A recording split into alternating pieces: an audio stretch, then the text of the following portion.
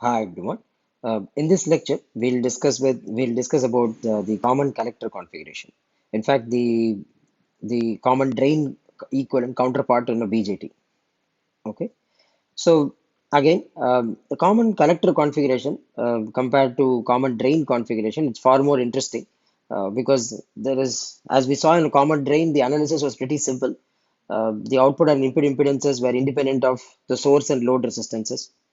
We'll see that in a common collector configuration, we will actually see that both the output and the input impedances will actually be strong functions of the load and source resistances. Okay, I mean, the output impedance will depend upon the source resistance, and the input impedance will depend upon the load resistance. So, like in case of a common gate configuration. So, which is why I thought I'll spend some good time on analyzing the common collector configurations. So, again, we have moved completely towards CMOS circuits, but still I analyze BJT circuits because whatever the analysis that we are doing right now will be very easily will come in handy when we are actually analyzing the frequency response of MOS circuits. Okay, so when we analyze results using RPi and all that, RPi will become 1 by SC. I mean, it will be a capacitor CGS in case of a MOSFET when we go for the frequency response analysis. So, which is why I usually spend some time analyzing BJT circuits, and the intuitions that we draw from here, we can readily apply that. So you can connect all the dots. So that's the reason why I spend time on bipolar junction transistors as well. So this lecture mainly is about intrinsic gain of a common collector configuration. So we'll only focus about the intrinsic gain, and we'll see how to use the small signal models of a common collector configuration. I mean the BJT. What small signal models can be used in a common collector configuration.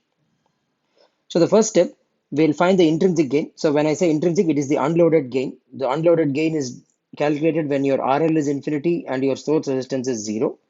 So I've applied input directly at the base and output is taken directly at the emitter, and the third terminal is the common terminal, which is your common collector configuration. And that's why it's a common collector configuration. So since lambda is zero or R naught is infinity in this case, so if you look at this device, there will be in a BJT, there will be some base current and there will be a collector current. The sum of the two will be an emitter current. Now we know that the collector current is simply GM times VBE. Okay. Again, emitter current will be, collector current by alpha, or we can express it once you know one current, either collector current, then you know both base and emitter currents. You can easily derive the other currents from it. So your collector current is beta times the base current, and your emitter current is beta plus 1 times the base current. And these two results. From these two results, we can see that if you know the base current, then you know the collector and emitter currents. So similarly, if you know one of those emitter, then you will know all the other three currents. So your emitter current can be written in terms of collector current as IC upon alpha, and your base current can be written as IC by beta.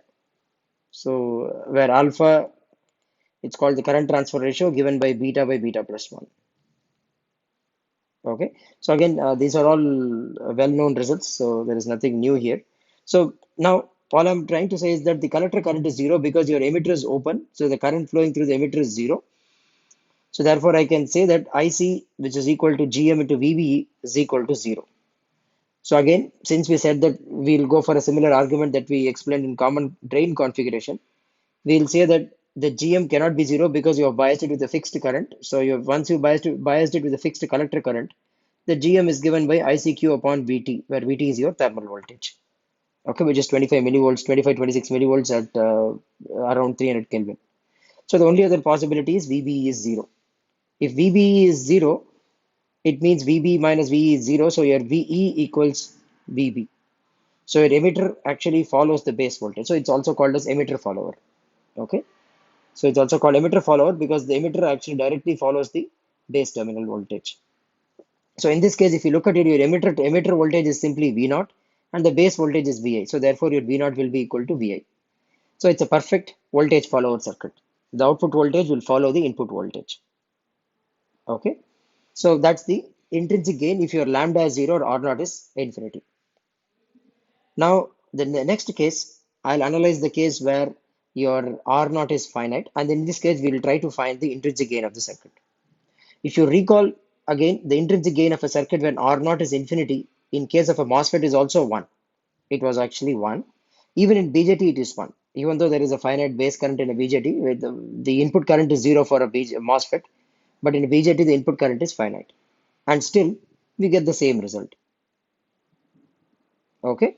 Yeah. Now, when we have R naught included, to analyze this problem, of course, we can always draw the small signal models and derive the results. So, as I told you in the beginning itself, the aim of this course is actually to analyze everything using intuitions. So, what we will do is, to analyze this circuit, we will treat R naught as a load resistance, meaning since it is with respect to ground, so drain is at ground, it's not changing, the AC ground. So I can say the drain terminal is at AC ground. I can reflect R naught from here. I can just reflect it to the ground, and it's both are at AC ground. So even the potential here and this potential are at AC ground.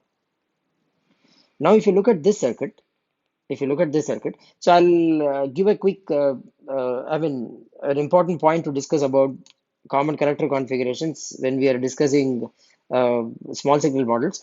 One thing is that when you go for common collector configurations, if you go for, there are two kinds of models for a BJT. One is called as pi model, which is what we have discussed in the beginning of the course. So this is GM into VBE, and R naught is the output resistance. This is called as the pi model. So base, collector, and emitter are connected this way. The other model is called as the T model, where you use other small signal parameter called RE, small RE. This is R pi. Instead of R pi, we replace it with small RE, and we model it with the GMVB. So this is your emitter terminal. See, this current is GMVBE. Again, if you recall, VBE is R pi times IB. So you can also express it in terms of IB. GMVBE can also be written as beta times IB. Okay. So base, collector, and emitter. This is the other small signal model. It's called the T model of a BJT. Now, especially in common collector configurations, T model works. T model, once you go for T model, the results can be extremely simple to derive. It's very intuitive also, but it's very simple to derive if you use T model. If you use T models for a common collector configuration. So I'll solve it both ways using intuitions and T model as well. So first we'll go for the intuitive method. So intuitive method would obviously, we will go for a Thevenin representation of the common collector configuration. We know when you open circuit the node, the output voltage is going to be Vi itself. So the Thevenin voltage is going to be Vi itself. So I'll write the Thevenin voltage is simply going to be Vi. And the Thevenin resistance. Now you're looking, now this is a slightly different from a MOSFET. So I'll just spend some time explaining it. The Thevenin resistance is the resistance you're looking into the base. Collector is grounded and you're looking into the base. So recall, if you recall from a MOSFET, what did we discuss is that when you ground the gate and the drain and apply a source potential, Vs, we said there will be a current flowing from source to drain because source is at a higher potential compared to gate at AC. This is true only in AC. Okay. For AC, source is at a higher potential compared to gate. So drain current will reduce, and we said we can assume that as a current flowing in the upward direction. Okay, so a current of GM VGS, GM into VS will flow in the upward direction, and this current will also be GM into VS. Okay, now for a BJT on the other hand, there is slight change in a BJT. You should also understand that there is a base current as well in a BJT. So when you have a current that is entering here, so if I apply say a voltage of VE, that is your emitter voltage, base is grounded. So the base to emitter voltage is minus VBE. Base to emitter voltage VBE is actually minus VE, or let me call it VX to avoid any confusion. So let me call this node voltage as VX. So this is going to be minus VX. Okay. So you can see that there is a current flowing in the upward direction because collector current will reduce because your base is emitter is at a slightly higher potential compared to base AC wise. Okay. So what I can say that is that this current is going to be, we can say what is the collector current because on the small signal model, I know this current is going to be GM into VE in the upward direction. This current is going to be, the current flowing through the base is going to be GM into VE by beta, and this current will simply be emitter current is GMVE by alpha. As I said, if I know the collector current, IC by beta will give me the base current, and IC by alpha will give me the emitter current. I already said that. So we can say our Vx, I'm sorry, this is GMVx, and Vx is applied here. Vx is the applied voltage. Instead of V, I wrote it as VE, I'm sorry. So when you apply VE here, that's the only difference between MOSFET and a BJT. The current, the emitter current and the collector currents are different in a BJT. Okay, and there is a relationship, there is a fixed relationship between both of them. In a MOSFET, it's exactly, they both are same. Okay, gate current, you can see it as zero because gate current is zero. BJT, however, there is a small difference. Now, if you look at from this itself, I can very easily say that I've grounded this term. Ground, collector is ground, base is at ground. So I've applied a voltage Vx, and the current drawn is GM. This is, you applied a voltage Vx, and the current drawn, I'll call it as Ix here. Your Ix is equal to the emitter current, which is actually GM Vx upon alpha. So the output impedance seen at the emitter is actually Vx upon Ix, which is equal to alpha by Gm. Okay, this is the value you get. Now, let me define what is R pi. R pi is actually change in the base current. So dou VBE, so I'll have to write it in a different way. So change in the base current to a change in the base emitter voltage, the whole inverse of it. That is your R pi. Now your GM is actually change in the collector current to a change in the base emitter. So this is actually the transistor action. Okay, your collector current is the current at the collector terminal that is changing because of an action at a distance, electrical distance, which is base emitter voltage. Okay, so that, I'm sorry, this GM itself. GM is just it's a transconductor, so dou IC by dou VBE. Okay, and your R pi can also be written in terms of beta. So this is nothing but dou IC by dou VBE, because we know IB is IC by beta. I'll write it as whole inverse. So IC will be IC by beta, so you will get beta in the numerator again. Okay, you can substitute IB as IC by beta. Again, there is a whole inverse, so you will get beta in the numerator. So this result is simply beta into beta by GM, because dou IC by dou VB is GM and whole inverse of is beta by GM. That's your value of R pi. We already discussed this. I'm just going a little bit more detail here. And GM is given by this, and we'll define a third parameter called RE.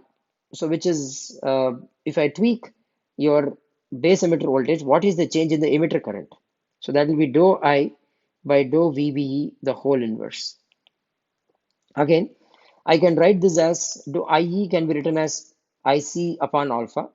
So it will be dou IC by dou VBE, the whole inverse into alpha. So you will get alpha by GM. So this term RE, the parameter, small signal parameter, is actually given by RE, alpha by GM. It's actually slightly smaller than 1 by GM. In a MOSFET, it's just 1 by GM because your drain and source currents are same. But in a BJT, your collector current is slightly smaller than the emitter current. So naturally, you can expect a lower impedance at the emitter. Okay. So there is more current flowing is all I'm trying to say. So if you look at a MOSFET,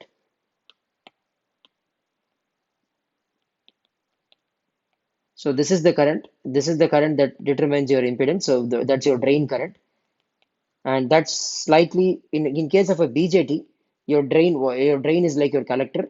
That current is slightly smaller than the emitter. Okay, emitter current is larger, so the impedance seen here is definitely going to be smaller compared to the impedance seen here. It's here the impedance is 1 by GM. I've ignored R naught. In this case, the impedance is going to be 1 by GM in parallel with R pi. You will also get R pi in parallel. So that turns out to be alpha by GM. Okay.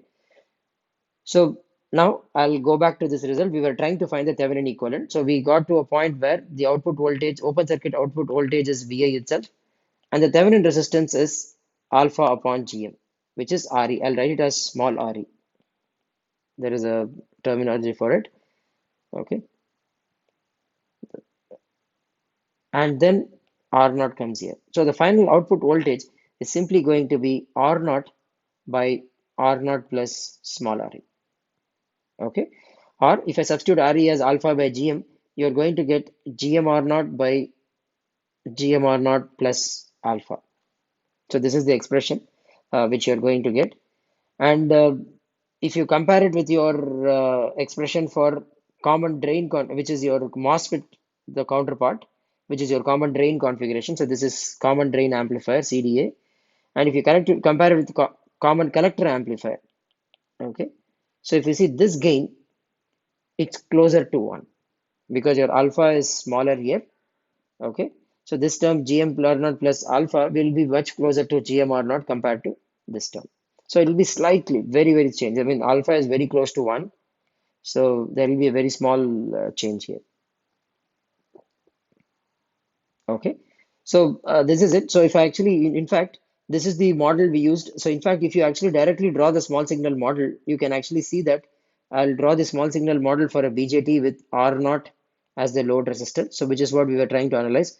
This so far I analyzed it using the intuition. I mean, representing your BJT as a Thevenin model and all that. Now we will analyze it using just a small signal model, and I'll show you it's pretty simple to analyze it. So this is small re, and this is R naught, and here this is beta times IB, and this is IB. Now you are connecting your input with respect to ground. This is your base with respect to ground. Your VA is applied, and your V naught, this is your emitter terminal, is across the emitter. So if you look at this directly, you can write the potential division here. If you look at the circuit here, directly from the small signal model itself, I can write it as R naught by R naught plus small r. I don't even have to do all the analysis, the intuitive analysis that I did so far. Okay, so always go for the approach which is more intuitive and easier. And as I said, when you go for common collector configurations, just going for a simple T model makes the job a lot more easier.